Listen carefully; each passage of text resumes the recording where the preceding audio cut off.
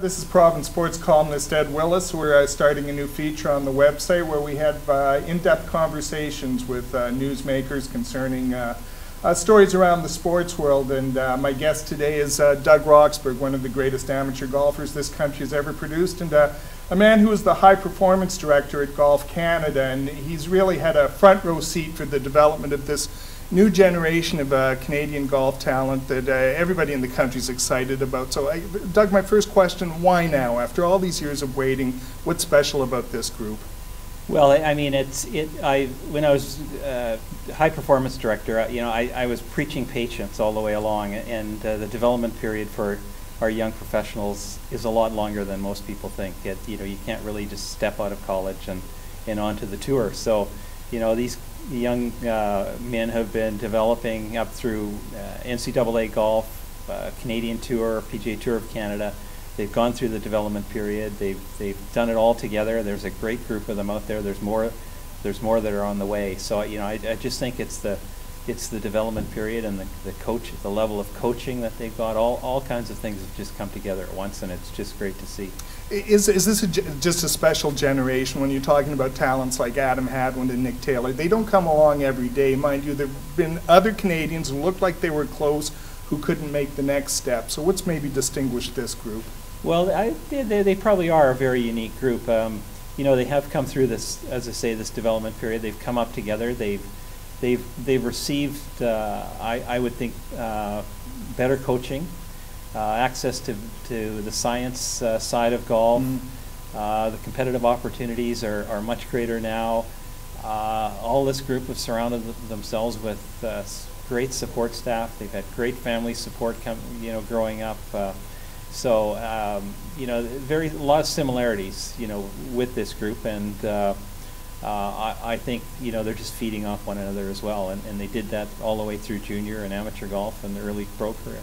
Yeah, and I think that's the unique part about this group. There are so many of them, starting with Graham DeLaet, our most accomplished player, but now you've got David Hearn, now you've got Hadwin, now you've got Taylor, now you've got Roger Sloan, and I'm sorry, the kid from Ottawa, I'm drawing a blank. Oh, Brad Fritsch. Yeah, Brad Fritsch. I mean, there have been years where there were two Canadians in a PGA Tour event.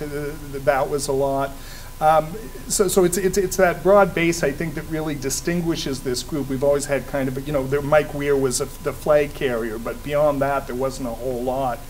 Is it that depth that you're quite right, Ed? There wasn't a lot, and Ed and Mike was the flag carrier, and I think you go back to, you look at the age of Mike and you look at the age of these guys, and I think they were really inspired by Mike. When he won the Air Canada Championship out at Northview, and his tremendous run right through to the Masters. These kids were probably all around the 16 to 18-year-old group, and very inspired by him, and it showed that Canadian can succeed, and he gave them that hope and that positive inspiration. And Mike's been just a tremendous mentor and asset for all of these guys coming up too. Despite Mike's troubles over the last few years, he's back on tour now, and I know that whenever he can, he'll give them a call or play practice round with them. He had them all over for dinner at his house when they were in Utah at the end of the season, and so it's a really good group that's out there now, and lots of talent, and there's more coming up as well. That we've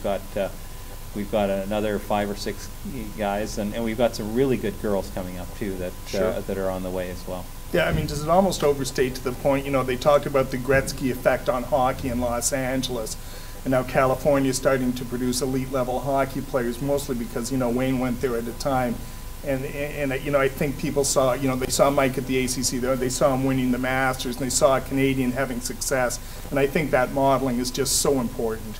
Oh, for sure. I mean, it just shows, it gave them hope. Like, it showed that a Canadian could succeed, and, it gave our provincial associations and the PGA of Canada hope as well, that the programs that they're put in place, across the country, would result in some success and some role models that which golf needs. We need these young players, to attract the interest in the game and get more young people playing the game, and aspiring to be the next Nick Taylor or the next Adam Hadwin. Yeah, this is a special talent, to be clear. I mean, he's getting run for PGA Tour Rookie of the Year. He might take his game to a place where very few Canadians have gone. I mean, we're talking Weir-like potential here, are we not? Oh, for sure. I mean, I would rank him right up there with Graham DeLaet. Graham has fantastic potential too, and Graham has proven it over the last few years, and we'll look for him to, to break through.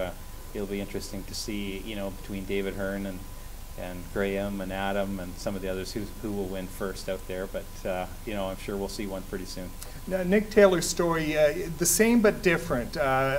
Tremendous success as an amateur, the #1 ranked amateur in the world, I believe, during his college days. Kind of took a step back, but it looks like he's regained whatever, and then some. Again, another Canadian, another kid from Abbotsford, more to the point, on the PGA Tour. Just tell us a bit about Nick. Yeah, Nick and Adam both came out of the same course, Ledgeview Golf Club in Abbotsford, where James Lepp, another strong player, came out of.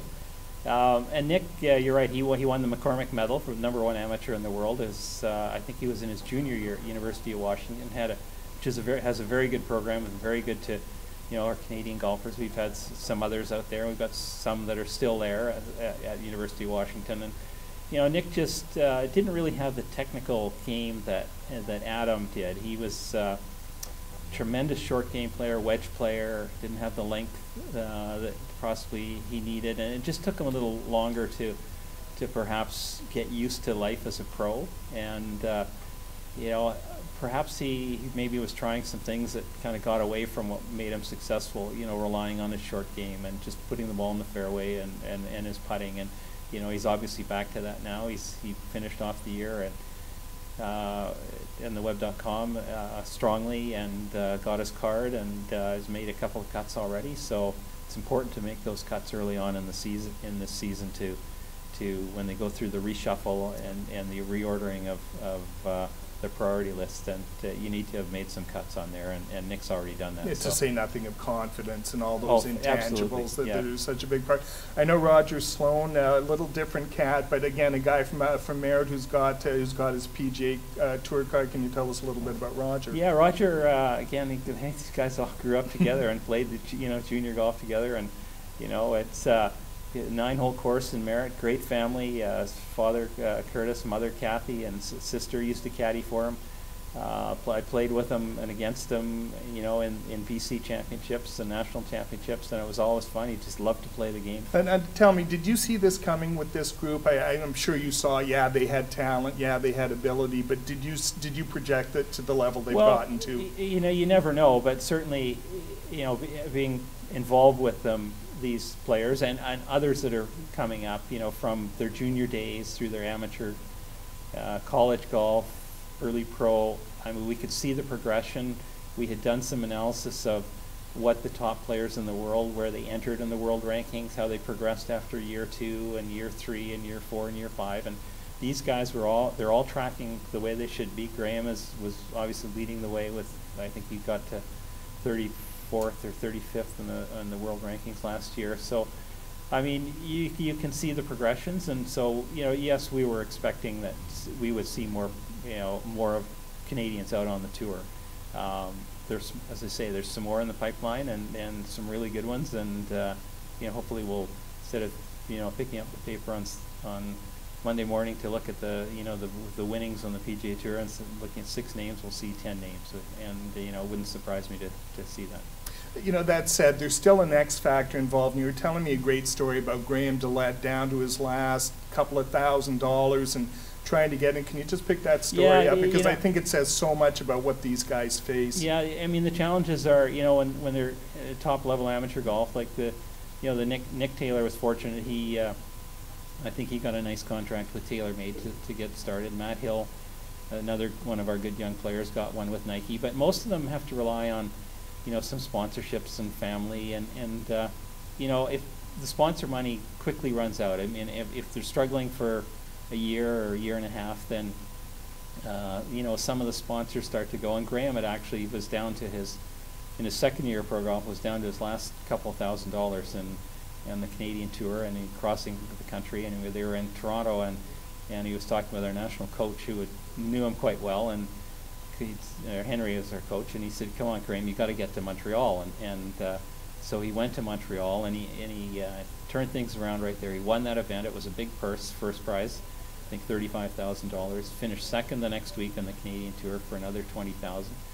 Put some money in his pocket, got some recognition, finished fairly high up on the Canadian Tour Order of Merit that year. Got through that, got an invitation to go to South Africa and play in the Sunshine Circuit down there in the wintertime, which he took up and went down there, did very well, and that just jump-started his whole career. And from being almost broke, not being able to get to the next tournament, to turning things right around there. It's not to say that he would have packed it in golf, but it does indicate how tough it is, even for Graham, who's now won over $1 million the last 2 or 3 years, and as I say, got to 35 in the world ranking and President's Cup player, and just one of the top players. That's great stuff, Doug. Thanks so much for your time. Appreciate it. Okay.